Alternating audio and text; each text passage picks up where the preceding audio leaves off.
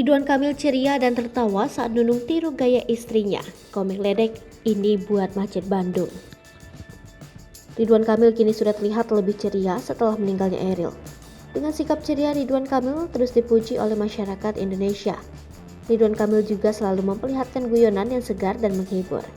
Kini, di tengah sikapnya yang ceria, Ridwan Kamil mengunggah video saat dirinya menjadi bintang tamu di Ini Talk Show, di mana ia dipertemukan dengan sosok cinta yang diperankan oleh komedian Nunung. Dilansir Instagram Ridwan Kamil, Senin 20 Juni 2022. Tampak Nunung meniru gaya istri Ridwan Kamil dengan pakaian SMA.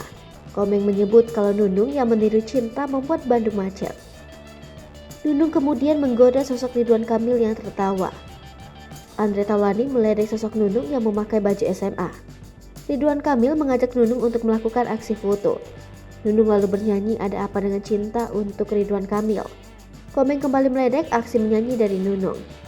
Nunung lalu menggoda Ridwan Kamil yang tertawa dengan ulahnya. Komeng kembali meledek aksi dari Nunung. Ridwan Kamil kemudian memberikan pantun untuk Nunung. Komentar beragam pun menghampiri Instagram Ridwan Kamil.